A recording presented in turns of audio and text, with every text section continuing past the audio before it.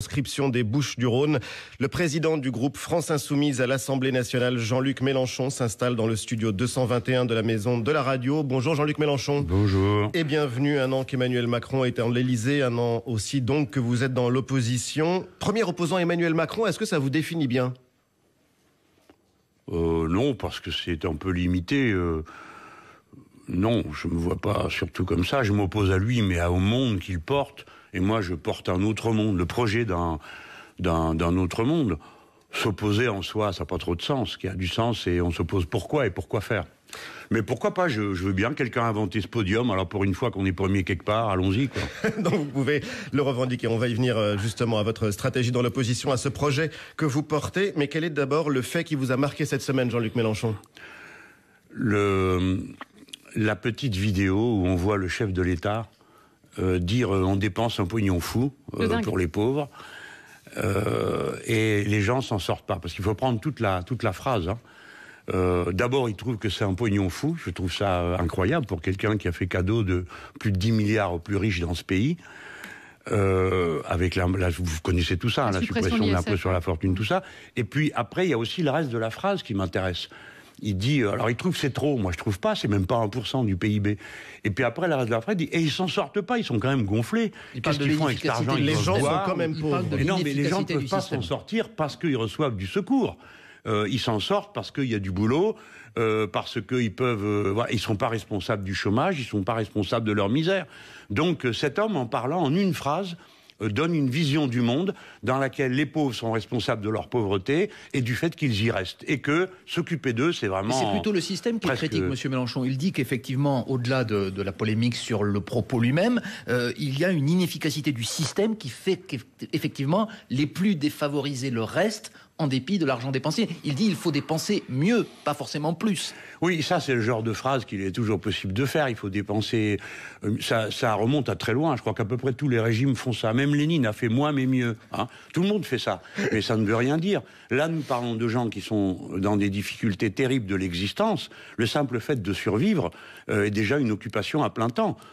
Pour un chômeur aujourd'hui, être chômeur, c'est aussi une occupation à plein temps. Il faut répondre à toutes sortes de papelars, toutes sortes de contrôles, et le résultat, on le connaît. C'est que la moitié des chômeurs ne sont pas indemnisés, que le principal problème des aides sociales aujourd'hui, c'est les gens qui n'y ont pas recours. Vous savez, nous faisons, la France Insoumise, une caravane tous les ans. On vient avec une tablette et on aide les gens à savoir comment s'y prendre. Bon, vous avez 40% de gens qui font pas appel aux aides sociales auxquelles ils ont droit. Alors, à partir de là, moi, je peux vous répondre. Comment on peut régler le problème ? Il faut qu'il y ait du travail. Pour qu'il y ait du travail, il faut que les carnets de commandes soient pleins. Pour que les carnets de commandes soient pleins, il faut dynamiser l'économie, soit en changeant les bases par des investissements importants, ça fait tourner la machine, soit en relançant la consommation populaire. Si quelqu'un connaît une autre méthode, il faut vite qu'il vienne me dire. Vous n'êtes pas très loin d'Emmanuel Macron qui veut remettre les Français au travail. Pendant 30 ans. Vous n'êtes pas très loin d'Emmanuel Macron qui lui aussi dit il faut remettre les Français au travail, il faut lutter contre ce qu'il appelle et qu'une partie de la droite appelle l'assistanat. Là où ça diverge, c'est sur la façon Non, de ce sont des mots procéder. horribles, Madame Fressoz. L'assistanat, qu'est-ce que ça veut dire ? Ça n'existe pas. Nous sommes dans la solidarité. C'est pas pareil. La part de la solidarité, d'ailleurs, dans le passé, la plupart des choses dont nous parlons étaient payées par des cotisations et des régimes assurantiels. Donc les uns payaient pour les autres en solidarité. L'assistanat, c'est une phrase horrible des puissants et des importants qui, eux, sont les plus assistés. La couche sociale, aujourd'hui, la plus protégée, la plus gavée, la plus assistée de toutes les manières possibles, ce sont les actionnaires. Et ils sont d'un égoïsme social total, parce que plus ils sont riches, moins ils donnent. Et on s'aperçoit que, par exemple, l'investissement dans notre pays a été divisé par 2 au cours des 10 dernières années. Je vais vous donner un autre chiffre qui m'attriste beaucoup, mais qui montre bien qui sont ces gens pétris de certitude et arrogants. C'est le fait la France est le premier pays pour la distribution aux actionnaires. Alors ça y va, hein, assiette pleine tous les jours. Mais le 18e pour ce qui est de l'automatisation du travail. Autrement dit, ces gens-là n'investissent pas. Ils prennent, ils se gavent, ils mettent dans la sphère financière. Et j'ose leur dire, réfléchissez. Est-ce que réellement c'est un outil de votre bonheur ? Cette accumulation que vous avez, tout cet argent que vous avez, est-ce que le matin vous vous levez tranquille, frais, en vous disant la vie est belle ? Vous parlez de bonheur. Oui, je parle du bonheur des riches. Vous voyez, ça m'arrive de m'intéresser à mes adversaires. Les riches n'ont pas de bonheur parce que leur vie est aigre. Elle est faite de la sueur et du malheur des autres et de la peur panique de perdre leur magot. Voilà. Est-ce que malgré tout, notre système de solidarité fonctionne bien? Est-ce qu'il n'est pas devenu trop égalitariste? Est-ce qu'il ne serait pas nécessaire de faire un petit toilettage pour finalement réussir à donner plus à ceux qui ont vraiment besoin? Et voilà. Jean-Luc Mélenchon. Oui, en effet, vous avez raison. On vit dans une société quasi communiste, égalitariste, où tout le monde, on se ressemble trop, quoi. Sérieusement, vous n'y croyez pas. La société est plus inégalitaire qu'elle a jamais été. Et à l'intérieur des gens qui bénéficient des aides sociales, vous devez vous rendre compte que 40% d'entre eux échappent au seuil d'être en dessous du seuil de pauvreté grâce à ces aides qui sont là. Les gens qui sont aidés ne le sont jamais pour rien, ce n'est pas vrai. C'est pas ce que je dis. Je vous dis pas qu'il n'y a pas ici ou là 2 ou 3 fraudeurs, mais c'est rien du tout par rapport à la fraude des riches, des importants et même la fraude tout court. Donc c'est parce que je dis, est-ce qu'il y a une échelle en fait à réadapter, à réorganiser? Mais bien sûr qu'il y a bien des échelles qu'il faudrait organiser. Prenons un exemple. Est-il normal que le patron de Carrefour gagne à ce point autant d'argent, y compris en ratant tout ce qu'il fait, à ce point qu'on lui dit, écoutez, non, monsieur, c'est trop. Alors, à la fin, quelqu'un dit, il a rendu dans sa 4 famille, millions, vous allez dites voir. Bravo. C'est tellement... Alors, il dit, bon, allez, d'accord, je renonce à 3,9 millions. Vous connaissez quelqu'un, vous, qui renonce à 3,9 millions comme ça, après qu'on lui ait fait les gros yeux pendant 2 jours? Ça veut dire que lui-même sait que tout ça sert à rien, que ça lui est pas dû, que c'était pas normal. Donc, moi, je propose une règle. Alors, évidemment, on est d'accord, on n'est pas d'accord. Pas d'écart plus grand dans une entreprise que de 1 à 20. J'ai pris de 1 à 20, pas parce que ça me convenait, moi je serais pour que ce soit moins, mais parce que c'est le chiffre de la Confédération européenne des syndicats. Donc pas de plus de 1 à 20. Je trouve que les grands patrons du CAC 40 en France coûtent trop cher. Et comme on arrive à trouver des ouvriers qui coûtent moins cher, on devrait trouver des patrons qui coûtent moins cher. Beaucoup moins cher. Beaucoup moins cher. Et je vais vous dire, s'il y avait à la tête de l'entreprise Carrefour un collectif, par exemple... Un conseil dans lequel il y aurait, on pourrait y mettre quelques actionnaires, pourquoi pas, mais les salariés, et qui devaient prendre les décisions stratégiques, ça coûterait moins cher, et je suis sûr que ça serait plus efficace. Monsieur Mélenchon, pour en revenir à la politique sociale, on passera au zapping politique. C'est-à-dire qu'il doit y avoir du pouvoir des salariés dans les entreprises pour que ça marche bien. Juste une question sur un point précis. Le reste à charge zéro pour les lunettes et les soins dentaires, c'est une mesure annoncée par Emmanuel Macron. Est-ce que celle-là, au moins, vous l'approuvez, vous la garderiez si demain vous arriviez aux affaires? Écoutez, je ne peux pas dire que je suis contre le 100%, puisque c'était dans mon programme. Alors donc au moins il l'a fait. Oui, non, mais sauf que moi, j'arnaquais pas le monde. J'ai expliqué comment on allait le payer. Bon, là, qu'est-ce qui va se passer? Vous accéderez, si vous avez une complémentaire. Tout le monde n'en a pas. Vous avez déjà 40% de gens qui n'en ont pas. Donc ceux-là, ils sont de la revue, ils continueront à payer. Alors qui c'est qui n'a pas de complémentaire? Justement, ceux qui n'ont pas les sous pour se la payer. Et qui, précisément, étaient ceux qui ne pouvaient pas se payer de lunettes ou d'appareils auditifs. Par conséquent, tout ça sent quand même l'arnaque. Et à la fin, regardez bien, les entreprises ont déjà prévu parce que c'est pas des philanthropes, ils sont pas là pour ça. Ils ont dit, si vous nous faites baisser le prix des lunettes, pour cela, les autres paieront plus. Très bien. Donc c'est une répartition à la sauvage qui va être inventée par qui? Par les patrons des entreprises qui produisent des lunettes. On les comprend. Mais avant, on faisait ça entre nous.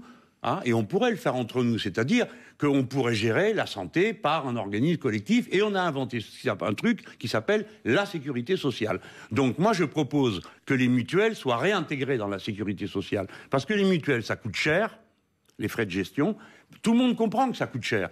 Et en plus, il y a les frais de pub. Donc tout ça, on pourrait l'économiser parce qu'on n'a pas besoin de mutuelle. Et on peut faire un système à 100% sécurité sociale. Moi, je sais comment le faire. J'ai proposé un financement. Voilà.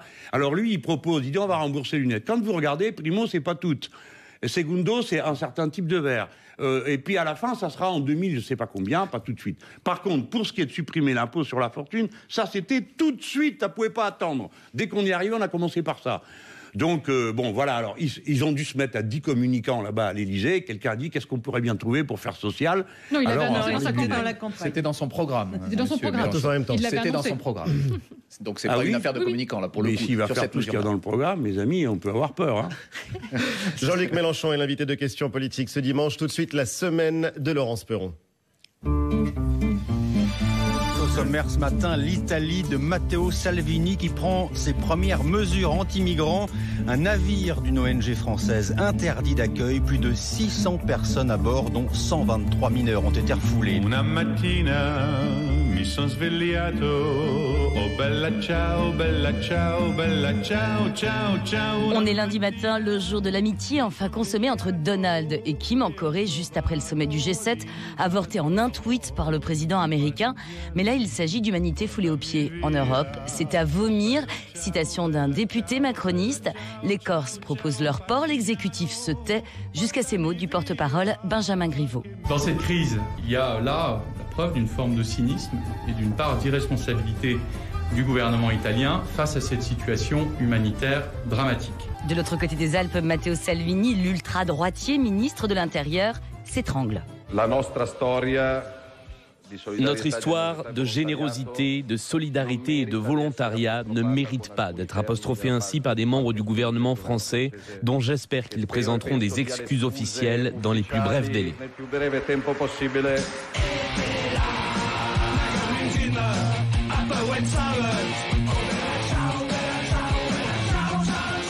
L'Espagne, du tout frais Premier ministre socialiste Pedro Sánchez offre l'hospitalité à Valence. Le problème, c'est que ça n'est pas exactement le port d'à côté. Frédéric Pénard, directeur des missions de SOS Méditerranée. Au fond, le sentiment que tous les marins partagent, c'est une énorme indignation. Les gens sont en colère parce qu'on est à quelques encablures d'une côte européenne. On pourrait débarquer à n'importe quel moment.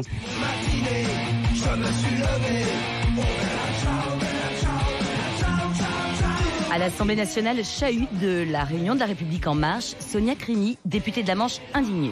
Je ne vais pas attendre qu'un ministre m'appelle ce que je dois penser. Je respecte la position italienne parce qu'elle est à la hauteur de ce que c'est leur ministre. Qu'est-ce que vous voulez qu'ils nous disent? Il est d'extrême droite, point. C'est encore pire au niveau de la France parce qu'on fait la politique de l'autruche et je pense que c'est encore pire.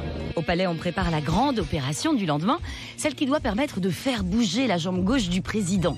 À minuit 28, sur le compte Twitter de Sibeth Ndiaye, la conseillère en communication d'Emmanuel Macron, cette vidéo. La politique sociale, regardez, on met un pognon de dingue dans des minima sociaux, les gens ils sont quand même pauvres. Les gens qui naissent pauvres, ils restent pauvres. Ceux qui tombent pauvres, ils restent pauvres. On doit avoir un truc qui permet aux gens de s'en sortir. Il faut prévenir la pauvreté et responsabiliser les gens pour qu'ils sortent de la pauvreté. Et sur la santé, c'est pareil. Pognon de dingue, là c'est le jackpot consenti à l'ex-PDG de Carrefour, tandis que près de 2000 salariés sont sur le carreau. Tout cela n'a pas empêché l'ancien PDG Georges Plassat de toucher 13 millions d'euros pour ses 6 derniers mois passés à la tête de Carrefour, début 2017, dont 4 millions en clause de non-concurrence. Et oui, sait-on jamais qu'il soit débauché à 68 ans, sachant qu'il a raté le tournant du drive et de l'achat en ligne pour Carrefour. Pognon de dingue, c'est celui qu'ont perdu les cheminots dans la grève. Jeudi, la loi ferroviaire est adoptée. Les travailleurs priés de retourner au turbin. Le sénateur LR, Gérard Cornu. C'est pas aux grévistes, c'est pas aux syndicats de faire la loi. Maintenant, la loi est votée, il faut cesser cette grève. Colère de dingue, celle du collectif de cheminots grévistes qui découvre aussi que l'humanité syndicale, c'est aussi une lutte. L'unité syndicale, l'unité des appareils, des logos au-dessus d'un tract, on en a que faire, on s'en fout. L'unité qui nous apporte, c'est l'unité des travailleurs dans la bataille, c'est l'unité des grévistes, c'est eux. Le mouvement, il appartient aux seuls grévistes, la grève aux grévistes comme on dit.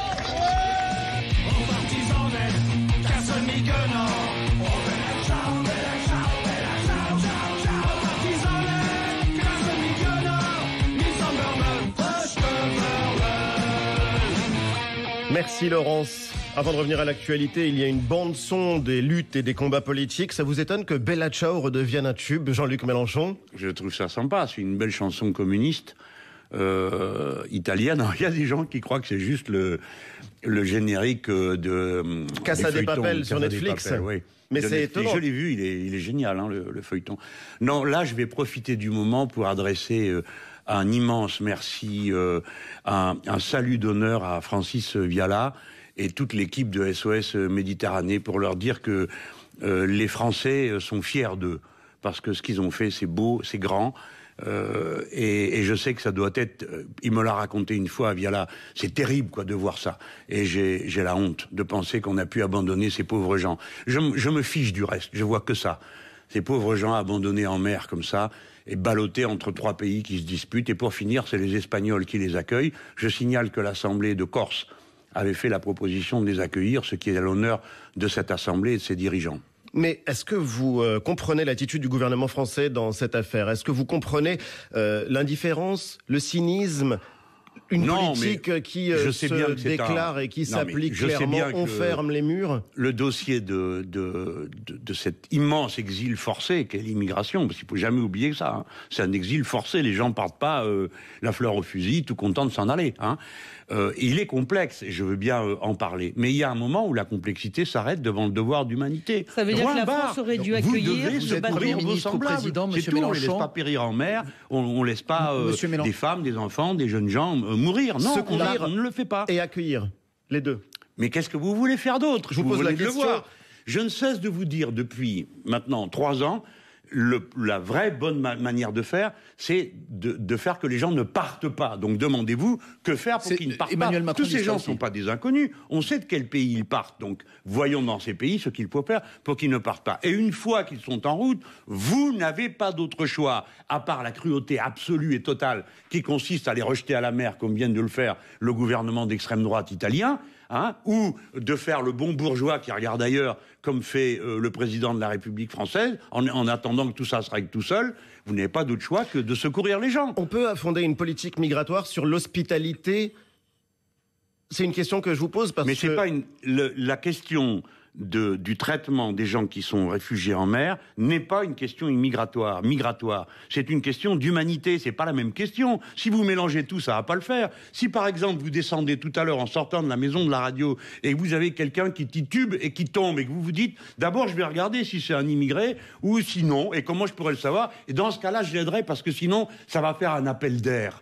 Vous ne le ferez pas, Ali Badou, ni aucun d'entre vous ici. Vous ferez comme tout le monde, vous précipiterez pour l'aider. Et ben voilà, quand quelqu'un est en mer et va se noyer parce qu'il s'est mis en route, et ben vous pensez à lui, à elle, à ses parents, à ces pauvres gens qui attendent transis d'angoisse de savoir ce que sont devenus leurs gosses, leurs petits-enfants. L'extrême droite progresse dans toutes les opinions publiques, y compris en Allemagne. Comment est-ce que vous gérez le devoir d'humanité et la montée de l'angoisse? S'il suffit que l'extrême droite décide de jeter les gens à la mer pour qu'aussitôt on se dise on pourra en jeter quelques-uns et pas tous pour leur faire plaisir. Mais comment vous luttez contre ça? Alors, attendez, je veux d'abord qu'on commence par ça. Il faut arrêter d'agiter un épouvantail sans dire pourquoi on le fait. Pourquoi vous me parlez d'extrême droite? Parce que vous pensez qu'on est d'extrême droite quand on voit que des gens ne se noient pas. Enfin, soyons sérieux. L'extrême droite est renforcée par le fait qu'elle a l'impression, les gens qui votent à l'extrême droite, hein, d'abord, c'est pas très malin de voter extrême droite, on peut aussi le dire. Hein. Deuxièmement, ceux qui éventuellement le font pour des raisons de peur des immigrés, il faut essayer de comprendre pourquoi ils agissent comme ça. Et est-ce qu'ils ont des raisons d'avoir peur? Bien sûr, puisqu'on leur dit qu'ils vont être submergés, qu'ils vont être envahis, que ça va plus être chez eux. Mais c'est normal que les gens aient peur. L'Allemagne a accueilli 1 million de migrants. L'extrême droite était depuis des années très basse. Et depuis que l'Allemagne, sous l'impulsion de Mme Merkel, a accueilli 1 million de migrants, Allemands, c'est pas d'aujourd'hui qu'il y a des nazis là-bas. Hein. N'y a-t-il pas néanmoins un lien entre l'afflux de migrants qu'on peut ou non approuver et la montée de l'extrême droite? Jean-Luc Mélenchon. Alors, écoutez, je ne peux mieux vous répondre qu'il faut traiter le problème. Faire comme s'il n'existait pas est irresponsable. Et s'enfermer dans « est-ce que j'accueille tout le monde ou je veux personne ?» c'est pas une réponse politique. Donc la réponse politique, c'est les gens ne doivent pas partir. Prenons comme exemple l'Allemagne. Ils ont vu arriver des milliers et des milliers de gens. Qui sont ces gens? C'est pas des inconnus, c'est pas des Martiens, c'est pas des Luniens. Ce sont des gens qui viennent de Syrie. Pourquoi ont-ils quitté la Syrie, pays magnifique? Parce qu'il y a la guerre. Donc il faut arrêter la guerre. Donc on peut prendre des mesures pour arrêter la guerre. Pas la continuer et continuer à payer les bandes armées islamistes comme on est en train de le faire. Il faut les accueillir. Lorsque le problème se pose, il faut agir. C'est ce qu'a fait Mme Merkel. Donc de ce point de vue, au moins, vous l'approuvez. Et on voit le résultat aujourd'hui. Non, mais bon, non, vous n'avez pas le droit de dire ça.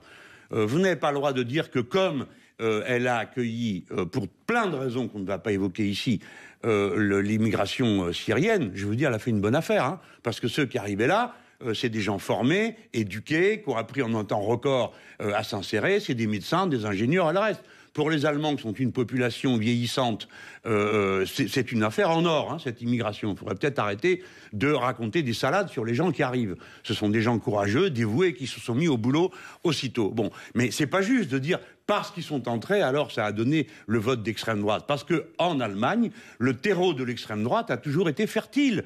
Et il a été exploité, entretenu. Bon voilà, quand vous avez un docteur Schauble qui parle comme il parle de l'Europe du Sud, quand vous avez une Madame Merkel qui appelle Club Med l'Espagne, le Portugal et la Grèce, et des fois aussi l'Italie et la France, vous vous étonnez qu'il y ait dans une société pareille ensuite des réflexes d'une arrogance incroyable, de mépris pour les autres. Non, c'est les chefs les premiers qui ont ouvert la voie, les premiers de cordée qui ont été les premiers à injurier. Voilà la vérité. Mais aujourd'hui, à un an des élections européennes ou à peu près, qui a marqué des points cette semaine? C'est l'eurosceptique Matteo Salvini qui a marqué des points, ou est-ce que c'est Emmanuel Macron qui est plutôt très européen, voire certains le traitent d'européen? Même bête, même pelage, c'est tout du pareil au même. L'un qui vous explique, on va continuer parce qu'il faut défendre l'Europe. Alors, puisque c'est comme ça, allez, tout le monde se serre la ceinture joyeusement, parce que c'est ça leur Europe. Et puis de l'autre côté, une bande d'illuminés, complètement aveuglés de haine et de racisme. Et nous tous, les gens raisonnables, on devrait choisir entre la peste et le choléra. Non, on essaye d'ouvrir une autre voie. Moi, c'est ce que je vais essayer de faire. Alors, les gens en veulent ou en veulent pas.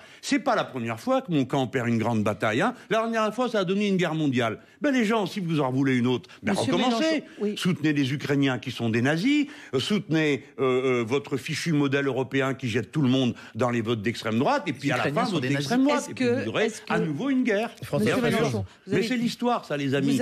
Personne, il n'y a pas de baguette magique ni de solution miracle qui part d'un point A et vous amène à un point B tranquillement. Non, nous sommes tous responsables de la vie que nous allons nous faire. Ceux qui votent à l'extrême droite ne doivent pas s'étonner d'avoir la pagaille derrière. Ceux qui votent pour l'Europe libérale ne doivent pas s'étonner de voir de la haine semée partout. Et puis ceux qui veulent essayer de trouver un chemin raisonnable, ils font avec moi ce qu'on peut, quoi. Et vous leur donnez rendez-vous dans un an. Vous avez toujours été sceptique par rapport à cette construction européenne. Est-ce que vous pensez que c'est un moment où l'Union européenne peut imploser? Et au fond, est-ce que vous le souhaitez en disant il faut reconstruire autre chose? C'est-à-dire que, bien sûr, j'ai été plus que sceptique. J'ai mis du temps.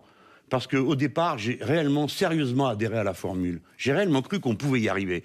J'avais la mentalité, genre 19e siècle. Hein. On unit, on enlève les frontières et ça finira par créer un État. C'était le Zollverein qui a fait l'Allemagne. J'ai réellement cru ça, et j'ai voté oui au traité de Maastricht. Et en 2005, on nous a ramené toutes les copies ensemble, on les a mis collées toutes ensemble, ça faisait le traité de Lisbonne. Alors là, terminé, j'ai dit non, maintenant j'ai vu. Et je pense qu'en politique, le plus important, c'est d'être capable d'autocritique, de réfléchir aux conséquences des actes qu'on a posés. Mais je dois être le seul dans ce genre-là, parce que les autres, ça fait 30 ans qu'ils font n'importe quoi, et ils continuent, et ils en sont fiers. Ce qui est quand même incroyable. Il n'y en a pas un qui se dit « mais alors, peut-être qu'on est sur le mauvais chemin ». Regardez le monsieur Macron.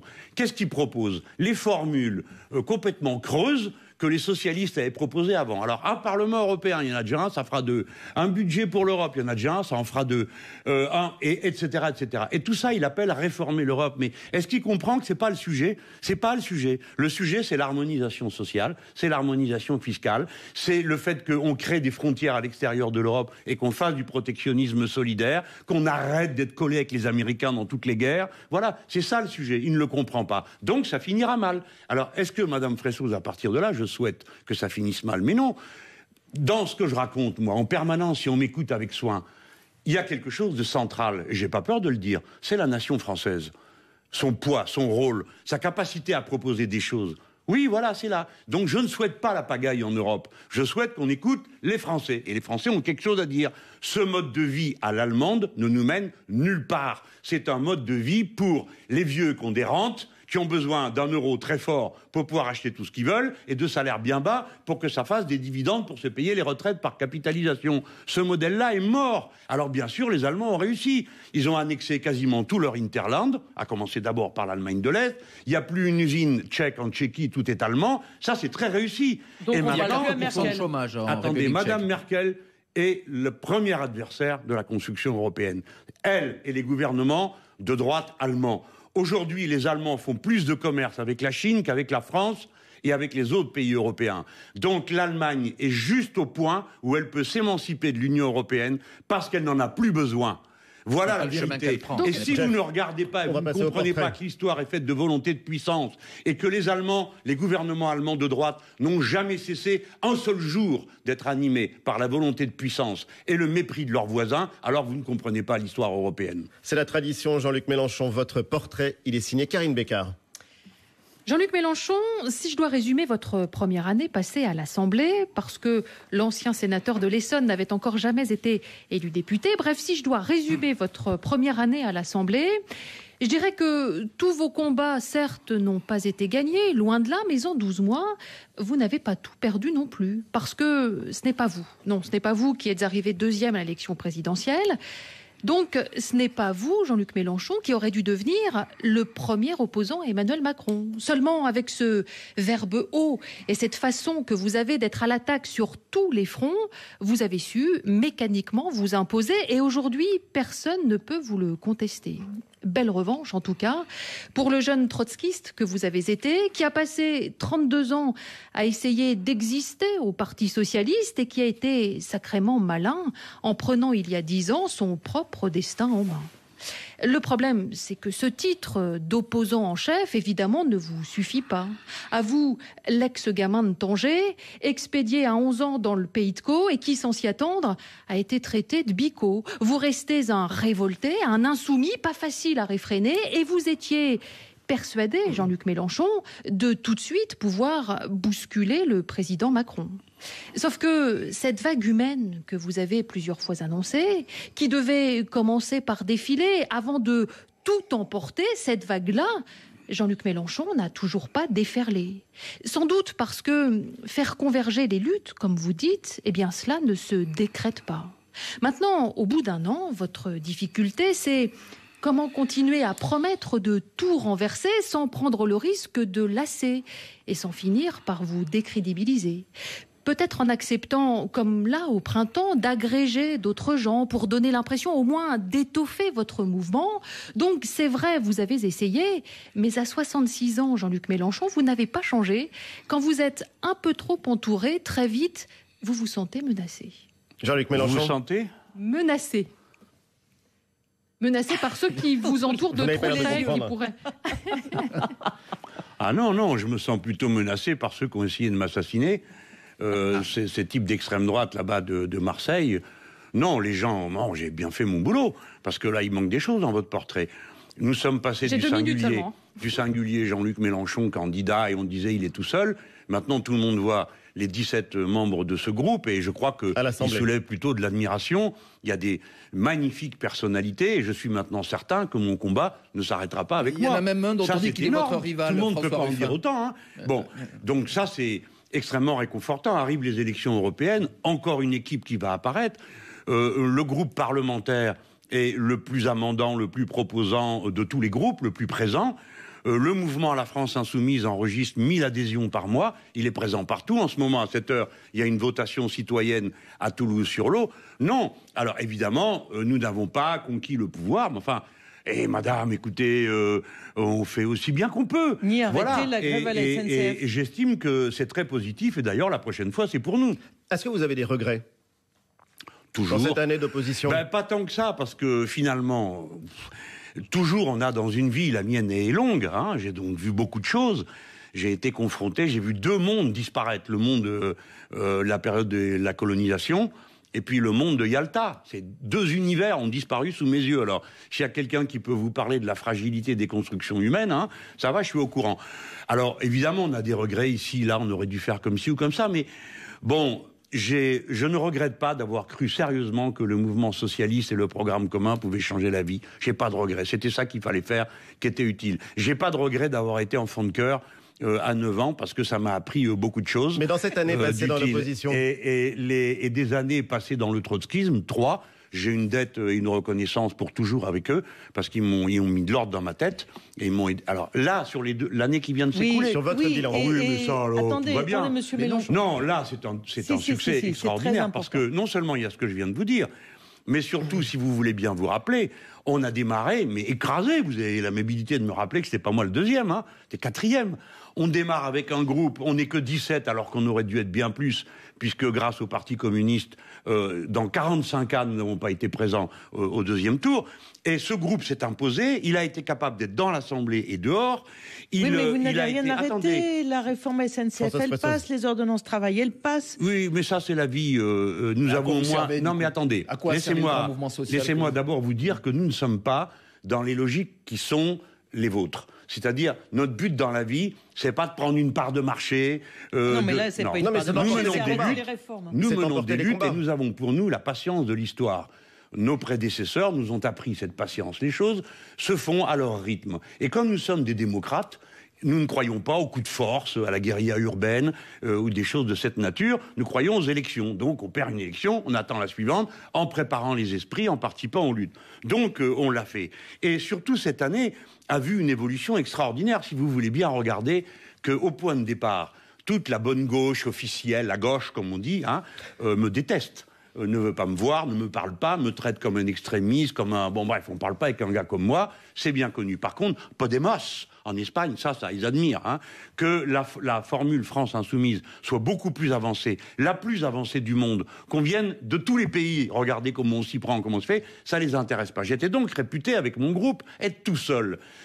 Et nous avons subi d'abord une rude défaite, et je le redis, le bouleversement du Code du travail a été une défaite pour le mouvement ouvrier. Une défaite la plus lourde subie depuis au moins 40 ou 50 ans. La SNCF, c'est la deuxième grande défaite. Attendez, à partir de là, nous avions un problème de stratégie. Comment faire ? Puisque personne ne veut parler avec nous, sauf pour nous injurier ou nous demander de changer de notre ligne, que faire ? J'ai donc dit, il y a 2 verrous à lever. 1, décloisonner entre le mouvement social et la politique, et 2, la division syndicale. Les 2 verrous se sont défaits dans la période récente. Oui, mais pas terrible. Premièrement, vous avez eu un accord. Pardon, attendez, on va venir aux lamentations et aux flagellations. Mais d'abord, commençons par ce qui est positif. Ce qui est positif, c'est que il y a eu la marche, dont on me dit ça n'a pas été un raz-de-marée, j'en conviens, mais ça a été une marée. Et c'est surtout pour la première fois un appel conjoint des politiques, des organisations syndicales et des associations. Et depuis, ce qui a bougé dans le tableau, c'est la position de Force ouvrière, qui était calée, adossée au gouvernement, et où la nouvelle direction de Force ouvrière est dans une relation syndicale ouverte à l'égard de tout ça. C'est beaucoup de choses qui ont changé, et changé du bon côté. Donc prenons le temps de voir. Et c'est ça qui m'a amené à parler d'unité populaire. Justement. Alors la SNCF, qu'est-ce que vous voulez me dire ? Allez-y. Eh bien, Françoise Fressoz. Les ordonnances travail, vous n'arrivez pas à les freiner.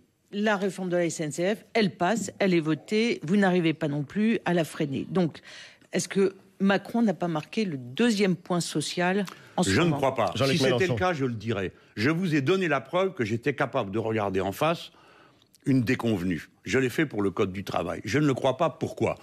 Parce que, non seulement en cours de route, on lui a quand même arraché 3-4 poignées de plumes.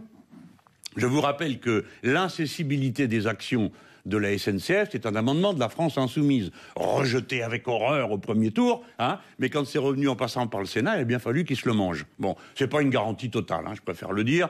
Ils nous ont fait la même chose avec le gaz, ils ont marié le gaz de France avec Suez, et ça a donné une boîte privée, et terminé. Bon, voilà pour ça, on lui a pris ça. On lui a pris le fait qu'il est obligé de passer une partie de la dette. Moi, je sais pas si c'est une si bonne idée que ça, mais enfin... Après, pour le reste, c'est la lutte, Madame Fressoz, que voulez-vous que je vous dise ? Il a des forces considérables de son côté, médiatico-social énormes, et les cheminots ont mené leur lutte. Et pourquoi il n'a pas marqué le point ? Parce que les cheminots n'ont pas baissé les yeux, parce qu'ils ont défendu leur dignité, parce que des millions de gens se sont identifiés et s'identifient à cette heure à la gloire de la lutte des cheminots, qui est une catégorie du monde ouvrier qui est centrale dans la défense de la République. Et voyez-vous, ça, la dignité gagnée, et le dégoût, la rage qui s'exprimera par des bulletins de vote, vous le verrez, ça, le point, il est pour nous. Monsieur Macron n'a convaincu personne. Et ce qu'il a fait que le train marchera moins bien après qu'avant. Si bien que quand nous serons au pouvoir, on rétablira la seule chose intelligente qu'il y a à faire avec le rail, c'est le monopole. Parce que le rail est un monopole, comme les autoroutes, c'est un monopole de fait. Vous ne pouvez pas faire circuler à la même heure 2 trains sur les 2 mêmes rails, c'est impossible. Ni non plus mettre plus qu'un certain nombre de bagnoles sur la seule autoroute qui existe. Puisque par ça conséquent, cette décision aberrante qui a conduit à des désastres dans tous les pays d'Europe arrivera un désastre en France. Et il faudra réparer, que voulez-vous, je le ferai. Puisque ça se décidera par le vote, venez-vous de dire... Je le ferai ou quelqu'un d'autre. Pour la grève, il faut continuer. Est-ce qu'elle est encore utile, dès lors, après ce que vous venez de dire et les résultats qui ont été obtenus ? Est-ce qu'il faut continuer à faire la grève ? Doit se poursuivre. Est-ce que la grève doit se poursuivre ? Mais ça, il faut le demander aux cheminots. Mais vous, quelle idée ? C'est pas moi, chef du syndicat. Déjà, je vous trouve un peu gonflé de venir me dire vous n'êtes pas arrivé, vous n'êtes pas écouté. Nous, on est la minorité dans l'Assemblée, on s'est battu d'un bout à l'autre. Mes 3 camarades, Coquerel, Corbière et Caténas, ont fait les magnifiques conclusions qu'il fallait faire, ils ont parlé pour la colère ouvrière, on a fait notre part du travail. Que chacun prenne la sienne. Puis c'est les syndicats qui décident. Moi, je ne vais pas depuis ici, votre studio, dire « Allez les gars, il faut faire ci, il faut faire ça ». C'est pas de ma paye dont on parle, c'est eux qui ont perdu 32 jours de paye. Hein. Bon, donc, est-ce qu'ils doivent continuer? Ils le savent. En tout cas, ce qui est important à comprendre, c'est que les gens n'ont pas baissé les yeux. D'accord? Dans l'affaire du Code du travail, la masse des Français, ou bien n'a rien compris à l'affaire, ou a considéré que ça valait pas la peine de se mettre en mouvement. Beaucoup de gens se sont mis en mouvement, pas assez. Là, tout le monde s'y est mis et personne n'a baissé les yeux. C'est très important. C'est quelque chose qui reste, qui est plus fort que, bah oui, la colère du moment et même des fois le désespoir, faut bien l'admettre. Jean-Luc Mélenchon est l'invité de Questions politiques ce dimanche. France Inter, Ali Badou. Questions politiques. Jean-Luc Mélenchon, est-ce qu'il y a un bonheur à être dans l'opposition? Il y a un bonheur à vivre. Et il faut savoir le trouver, c'est pas toujours évident. Bon, j'ai exercé des responsabilités, j'en connais le goût. Hein. Clairement, je préférerais gouverner le pays que d'être l'opposant. Hein. Parce que je vois trop tout ce qu'il y a à faire. Et puis surtout, le moment historique extraordinaire qu'il y a devant nous. Le monde est en train de se réorganiser. Je parle du monde politique, de la géopolitique. C'est le moment de sortir les cartes françaises. Et d'y aller. Alors, on a un gars, là, bon, qui n'a pas trop Comment, idée, justement? Expliquez-nous votre stratégie politique, parce qu'on retient souvent des coups de menton, on retient souvent... Oui. Qu'est-ce que c'est le Front populaire que vous avez défini? Il faut me lire un peu, bon, parce que quand même, je me donne le mal, j'écris 15 bouquins, ça vaut la peine. Je dis pas qu'il faut lire les 15. Régulièrement sur votre blog. Dernier. Non, mais oui, déjà, le blog, c'est 10 fois trop long, mais ça m'aide à penser le crayon à la main et à mettre mes idées en ordre. Donc, il y a le blog, il y a la revue de la semaine, j'ai beaucoup d'outils. Mais le plus important, c'est de bien comprendre que la géopolitique commande la politique et que la politique commande l'économie. L'économie va d'un côté ou de l'autre suivant les règles politiques qui sont posées. Donc, quand en géopolitique les choses changent, tout va changer derrière. Le grand événement, aussi important que la décision de 1971 où les Américains ont décidé qu'ils ne donnaient plus aucune contrepartie matérielle à leur monnaie, qui est un événement inouï, qui leur donne le droit d'imprimer des milliards de dollars tant que ça les amuse. Là, il y a un événement de même ampleur, parce que ce premier événement a créé le capitalisme financier de notre époque. Monsieur Trump, qui n'est pas un fou, contrairement à ce qu'on dit, réclame pour les États-Unis d'Amérique le droit de reconstituer leur base productive, et il le fait sur la base d'un protectionnisme sauvage. Et on l'a vu encore la semaine dernière au Canada à la réunion du G7. Voilà, donc il n'est pas parti à cause du communiqué de Trudeau, ça c'est un prétexte, le communiqué de Trudeau. Il est parti parce que c'est ça qu'il réclame. Les États-Unis sont en très grand danger, compte tenu de la masse d'argent qui circule et de leur faible capacité productive. C'est une économie de service, les États-Unis. Il y en a un paquet là qui doivent revenir sur Terre. Hein. Les économies de service, ça marche pas sans une économie productive derrière. Mais l'économie productive, elle est où? Elle est en Chine, essentiellement, et dans l'Asie. Et pendant ce temps-là, en Asie, une organisation se constitue, je crois que ça s'appelle je sais plus quoi, l'organisation qui est à Shanghai, où vous avez les Russes, les Chinois, les Pakistanais, les Indiens, et puis toute la zone. 60% de l'Eurasie, 20% de la richesse du monde. Autrement dit, le monde est en train de se réorganiser. Alors, pour un gars comme moi, bonne affaire. Pourquoi? Et tout cela devrait Mais moi, je suis un indépendantiste. Je crois que c'est pas parce qu'on est 65 millions qu'on n'est rien, même si on est confronté à des milliards d'autres. D'abord, il faut arrêter de se penser en compétition avec tout le monde.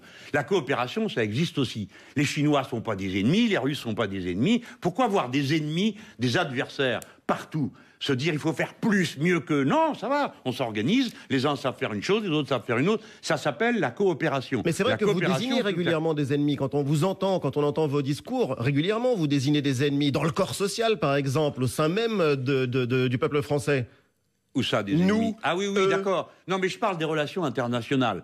Dans les relations internationales, quel est l'ennemi d'un Français? Quel est l'ennemi? Celui qui veut dominer les Français. Quiconque veut dominer les Français devient un adversaire. Alors aujourd'hui, c'est les Américains qui nous entraînent dans leur guerre, leur machin, et qui ont imposé au reste du monde. Donc, ce sont nos adversaires principaux. Est-ce que vous pensez Attendez, il y en a d'autres dans la liste. Attendez, mais pour un indépendantiste, moi voilà ma ligne. Je suis un indépendantiste français. Voilà. Oui, mais donc je suis pour que la France soit indépendante, c'est-à-dire pour qu'elle puisse décider elle-même. Est-ce qu'il faut remettre des droits de douane? Est-ce qu'il faut rentrer dans la course au protectionnisme imposé par Trump? Non, arrêtez. La course imposée par Trump et par le diable lui-même, sa sœur et son cousin. Non, si on commence par poser les termes du débat comme ça, autrement dit, si vous êtes protectionniste, vous êtes trumpiste. Ah ben non, excusez-moi, peut-être que c'est Trump qui fait du mauvais Mélenchon, parce que protectionniste, je suis plus longtemps que lui. D'accord ? Pardon, moi je parle de protectionnisme solidaire. Ça veut dire que on entre dans une logique où on coopère. On dit, je vous dis à vous, monsieur Alibadou, ben vous savez faire les panneaux photovoltaïques, vous exagérez, vous en avez inondé mon marché, je peux plus en faire. Donc, écoutez, ça peut pas se passer comme ça. Nous aussi, il faut qu'on arrive à en produire. Et on discute comme ça, on va mettre les droits de douane, suivant les endroits, ce qu'on veut protéger, ce qu'on veut développer, etc. On discute, on coopère, pas on ouvre portes et fenêtres, tout le monde fait ce qu'il veut, et à la fin, on verra qui a survécu. L'appareil économique français à lui seul, l'appareil économique français à lui seul, monsieur Mélenchon, est de taille à résister, à lutter contre l'impérialisme américain que vous venez de décrire. Pourquoi ne parlez-vous jamais d'Europe dans ce domaine, alors qu'il existe une construction européenne et que c'est une force économique bien plus puissante que la France à elle seule? Écoutez, d'abord, j'en parle de l'Europe. Il n'y a que moi qui en parle. J'écris, je parle, je raconte comment on s'y prend. Bon, faut arrêter de dire. Bien sûr, l'Europe pourrait. Mais moi aussi, je pourrais être grand, beau et fort, c'est pas le cas. Bon, eh bien l'Europe, elle pourrait être autre chose que ce machin pourri qui opprime les peuples, qui détruit tout, qui interdit l'harmonisation sociale, qui interdit l'harmonisation fiscale, qui met aucune frontière à la porte et qui est le wagon plombé des États-Unis d'Amérique dans l'OTAN, parce que c'est ça l'Europe. Donc ce n'est pas la solution. Si, eh bien écoutez. Telle qu'elle est là, alors comme ça sert plus à rien de dire tel que, après on fait rêver les gens sur des choses qui n'existent pas. Ce machin-là ne marche pas, ne peut pas marcher et nous conduit à une catastrophe. Tout le monde le dit maintenant, sauf que moi j'ai le courage, moi j'ai le courage d'appeler les choses par leur nom. Je dis, il y a un plan A, où vous écoutez ce qu'on vous dit, et on peut discuter, ou vous n'écoutez pas, et alors on va s'y prendre autrement. Mais regardez, que dit M. Macron ? Il dit il faut réviser les traités, donc ça veut dire que les traités actuels, il faut en sortir. Regardez ce que dit M. Hamon, qui propose des choses tout à fait extravagantes. Il propose une constituante, regardez ce que dit l'Europe Écologie Les Verts. Il dit, le problème, c'est pas ce que raconte Mélenchon, c'est que nous, on n'a pas de position. Et il a eu une trouvaille extraordinaire, il dit il faut désobéir à l'Europe. Ah ben très bien, ça fait 3 ans qu'on l'écrit et c'est le sujet d'un des livres de Jacques Généreux. Tout le monde le dit, ça ne peut plus durer comme ça. Alors il est peut-être venu maintenant le moment d'écouter ce que racontent les gens qui proposent de faire autre chose, non ? Est-ce que vous pouvez définir votre indépendantisme ? Parce qu'on ne se dit plus aujourd'hui indépendantiste, c'est du souverainisme. C'est du souverainisme. Ah ben oui, mais ça dépend ce qu'on met dans le mot souverainisme. Vous savez, ils sont habiles les ennemis. Ils prennent les mots et puis vous les transforment en autre chose. Par exemple, Hollande a pris le mot socialisme et il a fait croire que sa triste soupe, c'était du socialisme. Donc vous êtes souverainiste. Bon, alors, le souverainisme de quoi ? Il y a des gens qui pensent que le souverainisme, c'est d'abord un souverainisme de type nationaliste. C'est-à-dire, on aurait une espèce de essence française qui nous rendrait supérieurs aux autres. C'est pas ce que je raconte moi. Moi, je suis pour la souveraineté du peuple. C'est-à-dire, les gens décident avec des bulletins de vote et personne n'a le droit de décider à leur place. Et quand ils ont décidé quelque chose avec les bulletins de vote, on obéit. C'est-à-dire que quand on a voté non au traité de 2005, on ne fait pas comme si les gens avaient dit oui. Bon, et quand les gens disent nous voulons l'Europe sociale, on ne fait pas comme s'ils avaient dit nous voulons l'Europe de la compétition. Donc qu'est-ce que l'indépendantisme ? Comprenez le mot. Le mot, quand vous êtes indépendant, c'est que vous décidez vous-même. Eh bien, vous décidez vous-même comment ? Par la souveraineté du peuple. Donc, on ne peut pas être pour la souveraineté du peuple si on n'est pas en même temps pour l'indépendance. Mais l'indépendance ne vous interdit pas de coopérer. Ça ne vous interdit pas de coopérer, c'est le contraire. Ça vous permet au contraire de savoir ce que vous faites. Aujourd'hui, vous avez une forme de coopération contrainte. Il ne faut pas croire que Bruxelles existe autrement que parce que les États-nations ont signé. Ils ont signé le CETA, d'accord ? Ils nous l'imposent de force. Ils n'osent même pas demander aux Français ce qu'ils en pensent. Les travailleurs détachés, tout le monde est là, lever les bras au ciel. Mais je vous rappelle qu'avant qu'il y ait le statut de travailleurs détachés, des gens circulaient dans toute l'Europe et bossaient. Il n'y a jamais eu de problème. Pourquoi il y a un problème ? Parce qu'on a inventé le statut de travailleurs détachés et qu'on prévoit qu'ils payent leurs cotisations dans les pays d'origine. Et M. Macron a beaucoup remué bras et jambes et à la sortie, qu'est-ce qu'il y a ? Il continue à payer les cotises dans les pays d'origine. Donc cette Europe crée la pagaille. On reste dans l'Union européenne. Et le nationalisme. Donc, non, c'est pas la parole circule et on va entendre Françoise Fressoz. On sent que vous avez un projet pour l'Europe très affirmé. Oui, dans lequel la France existe et elle n'a pas honte d'être elle-même. Qui comptez-vous entraîner ? Pardon, Madame Fressoz, je vous ai interrompu parce que je voudrais vous dire que souvent, j'ai un peu la rage de voir qu'on fait des reproches à l'Europe, tout simplement parce que les dirigeants français, qui sont des petits bonshommes, ont jamais osé élever la voix. Et que Madame Merkel, elle, a pu faire ce qu'elle voulait, et elle avait raison de le faire, parce qu'elle avait en face d'elle des gamins qui n'ont jamais osé lui tenir tête, que ce soit François Hollande ou quelques autres. Jamais il n'aurait dû s'abaisser à dire « Écoutez, les Français ont voté une chose, mais on va faire autre chose, madame, on fait comme vous voulez. » Eh bien, cette femme, elle a fait son boulot. C'est les nôtres qui n'ont pas fait leur travail. Par exemple, on dit l'Europe n'est pas laïque. Quand est-ce qu'on a proposé que la laïcité soit dans la Constitution européenne ? Quand ? Jamais. Mais Jean-Luc Mélenchon, pour être un petit peu la véritable interlocuteur d'Angela Merkel, il faut aussi que nous, on soit irréprochables. Or, financièrement, le niveau de notre dette, le niveau de notre déficit public ne nous permettait pas de parler d'égal à égal. C'est une école, il y a une dame qui est... Mais Madame Merkel... On a signé les traités de Maastricht, donc il faut qu'on les respecte, ces critères de Maastricht, ou pas ? À partir de là, on se met effectivement en porte-à-faux. Oui, mais alors tout le monde les respecte. Tout le monde les respecte. Prenons un exemple. Les Allemands ne les ont pas respectés. Ils font des excédents. Normalement, c'est interdit, les excédents. Pourquoi ? Parce qu'on le fait sur le dos des autres. Ils ont fait des excédents sur les dos des autres, en amenant des pièces qu'ils avaient dans tout le reste de l'Europe, à bas prix chez eux, pour faire du Made in Germany, avec un coup de tampon dessus, sur le travail des Tchèques, des Polonais, des Hongrois et le reste. Donc, l'Allemagne ne respecte pas les traités qu'elle a signés. Et personne ne lui demande jamais rien. Quand les Allemands ont décidé qu'un mark de l'Est valait un mark de l'Ouest, tout le monde est passé à la caisse. Parce que c'est nous, le Club Med, qui avons payé pour eux. Parce qu'ils ont dû monter les taux d'intérêt et les Français ont dû monter leurs taux d'intérêt alors qu'il n'y avait aucune raison. Donc le gouvernement allemand a froidement, cyniquement, à chaque étape, a fait son profit sur le dos de la médiocrité de ses partenaires. Et bien s'ils avaient eu des partenaires qui leur auraient dit « oh là, vous exagérez, là, ça ne peut pas se passer comme ça », bon, et ben voilà. Non, nous, c'est l'inverse. On prétend qu'on va payer encore davantage. On est à 7 milliards contributeurs nets. On donne 7 milliards de plus qu'on prend. La PAC va changer cette année. Par conséquent, les paysans français vont être plus misérables. Quel intérêt on a à rester dans un machin pareil ? Il nous reste très peu de temps, Jean-Luc Mélenchon. Comment envisagez-vous la suite de la lutte ? Ça fait 1 an que vous êtes dans l'opposition, 1 an qu'Emmanuel Macron est à l'Élysée. Il en reste 4. Oui, Dijon, on l'a déjà mis dans un bel état en 1 an. Parce que quand vous regardez ces sondages... Maintenant, tout le monde a... Alors, d'abord, les sondages catastrophiques pour lui. Deuxièmement, tout le monde a compris... Mais ce sera toujours la stratégie du bélier. Jusqu'à hier, c'était le président des riches. Nous, on a quand même réussi à faire comprendre ça aux gens. Tout le monde est d'accord. Maintenant, il nous reste à faire comprendre que c'est l'ennemi du peuple. Là, il a bien commencé avec son histoire sur les aides sociales. Là. Son profil est en train... En 1 an...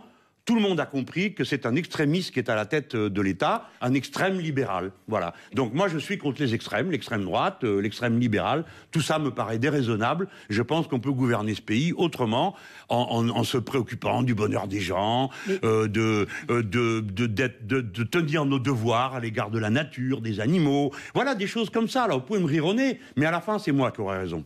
Alors, je voulais vous faire réagir à ce que dit Jean-Christophe Cambadélis, qui a été un de vos amis au Parti Socialiste et qui dit « Mélenchon ne sera jamais une solution gouvernementale pour la gauche.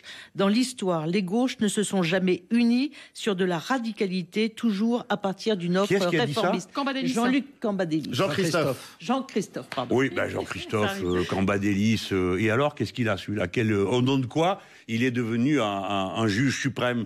Pourquoi ? Parce qu'il a quitté le trotskisme après tout le monde en 1996, alors que le programme commun était déjà derrière nous. Le gars qui rate le train du programme commun, qui rate le train de la deuxième... et il va nous expliquer à nous comment on doit faire. Non mais c'est une plaisanterie. Et qui a envoyé son train à lui dans le mur, qu'est le Parti Socialiste. C'est lui qui est devenu le guide. Je l'aime beaucoup, ceci dit par ailleurs, c'est un type charmant. Mais alors pour la politique, zéro, ça vaut pas un clou. Moi j'ai construit une force avec mes amis, autonome, indépendante. Et les gens vont venir à la rescousse et nous aider.